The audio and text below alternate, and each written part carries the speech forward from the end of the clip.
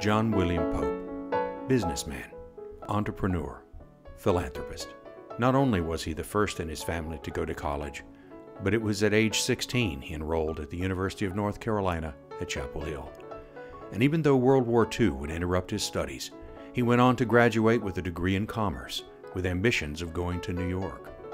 But his father convinced him to return to Fuquay Springs and take over the family business.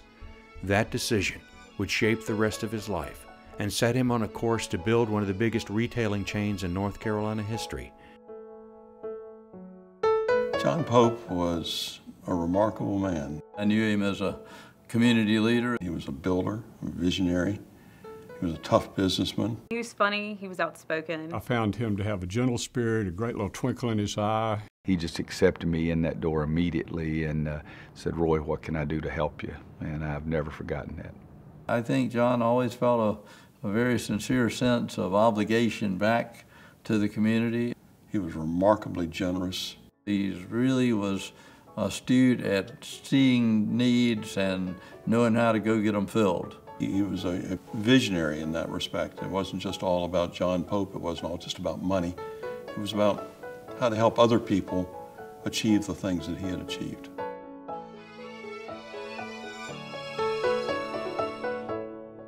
My father had a vision. He wanted everyone to have the same opportunities to succeed that he had had when he was growing up and starting a business. So the first task he set me to do when I came to work for him was to start the John William Pope Foundation. He could have done all sorts of things with his money.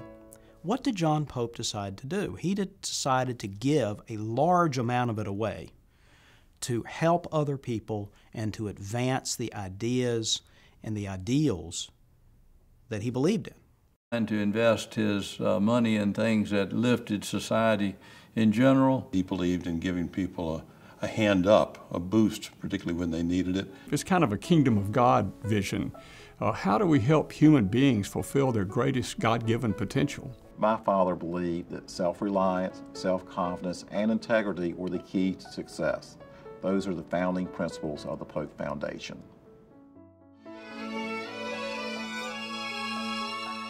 My grandmother and my grandfather both always had a love for the arts. He really believed in us and understood, I think, that it was going to be an investment. Without the support of the John William Pope Foundation, we would not be able to produce the quality productions that we do. If you get a list of the various not-for-profit entities that the John William Pope Foundation has supported over the years, it's pretty amazing. One of the oldest sayings about charity is give a man a fish, you feed him for a day. Teach a man to fish, you feed him for a lifetime.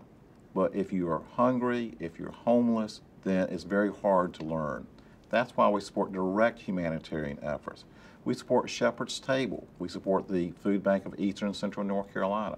Habitat for Humanity, literally to provide homes. I'm not sure there's a better foundation out there in terms of how it uses its support to really help people who aren't as fortunate really improve their lives. At their very best, the Pope Foundation wants to help people rise above. You can look at their gifts to educational foundations and establishments and see that. My brother John was part of the family business from the time he graduated from Campbell College back in the 1970s. In 1986, when we started the Pope Foundation, he was a co-founder of the Pope Foundation. It was a shock when 20 years later he passed away, so we chose to honor his memory by naming the Convocation Center at Campbell University after him in his honor and memory. It's hard for somebody to even explain. When you see someone who's given so much that they put their name on a building, that's pretty impressive. My grandfather loved Carolina. He was so proud to still be a part of it, even after he graduated. When you started talking about North Carolina Tar Heel fans, you didn't talk very long before you got to Mr. Pope. Starting in the 1990s, he felt that an organization should be devoted to making sure that we preserve the best, and we have continued in that legacy. We are now a formally separate organization formed in 2003, the John William Pope Center for Higher Education Policy, and our goals remain trying to pursue excellence and making sure that our universities are providing the kind of academic quality that enabled John William Pope to learn and to contribute to society. Look at the the effect of the John William Pope Foundation's investment on the ideas and the direction of North Carolina. And that's why we started and support the John Locke Foundation, to support public policy that will create jobs, that provide wealth and prosperity for future generations. Creating the John Locke Foundation as an organization that espouses freedom, espouses free markets and limited government and free enterprise in North Carolina is a way to invest, but not to invest in a particular company or a particular person, but to invest in the very idea that liberating people will make them better off, will make their community better off, will make our country better off.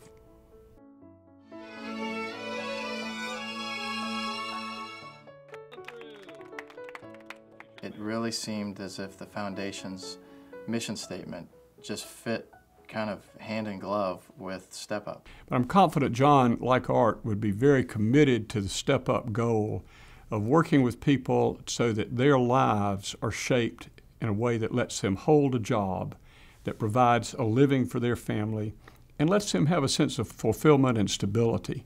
Step Up is very much a program that is designed to teach people a hand up versus a hand out. It's what attracted me to it, and I believe it's what's attracted the Pope Foundation to it as well, because it's teaching people those skills, and to teach it in a way where we're empowering the individual versus the individual receiving a handout. The society as a whole benefits from that tremendously. It's helped people who frequently needed help get a step on the right road.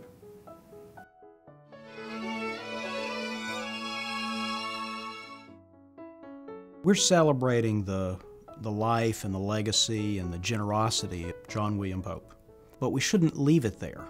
Remember that John Pope could have done an almost endless variety of things with the resources that he had available to him. I think that would be where John's greatest contribution was that he was able to have the financial resources to support so many worthwhile causes. And some of the ideas and aspirations that he was thinking about were pretty big. And they're not going to happen overnight. They're not going to happen in 10 years, 15 years, 25 years. They're going to take a couple of generations to come to fruition. The Pope Foundation is taking one step at a time, doing what we can now.